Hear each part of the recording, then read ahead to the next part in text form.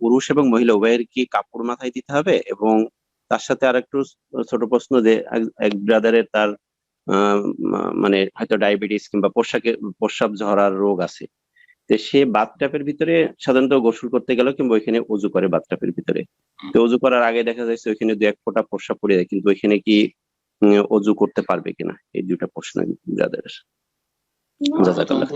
প্রথম প্রশ্ন একটি কুসংস্কার সম্পর্কে, যেটা আমাদের দেশে প্রচলিত কুসংস্কার বা বিদাতি ধারণা, সেটা হচ্ছে যে বাথরুমে ঢুকলে মাথায় কাপড় দিয়ে ঢুকতে হবে, যার ফলে মহিলারা বাথরুমে ঢুকলে মাথায় কাপড় দেয়।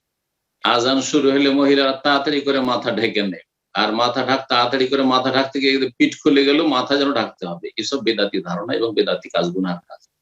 এইরকম আমাদের তবলিগি ভাইদেরকে দেখেছি, গেঞ্জিটা পর্যন্ত গায়ে নেই, নিচে একটা লুঙ্গি আছে খালি গায়ে, আর ওই বাথরুমে যখন ঢুকছে তখন মাথায় টুপি দি। এসব হাস্যকর দৃশ্য বিদাতিদের। তো এইসব বিদাত থেকে আল্লাহ যেন বেঁচে থাকার তৌফিক দান করে। 2 নম্বর জিজ্ঞেস করলেন যে একজন মানুষ সুগারের রোগী বাথরুমে যায়, তখন সেখানে কখনো 1-2 ফোঁটা হয়তো পেশাব পড়ে যায়, তো সেখানে কি উযু করতে পারবে?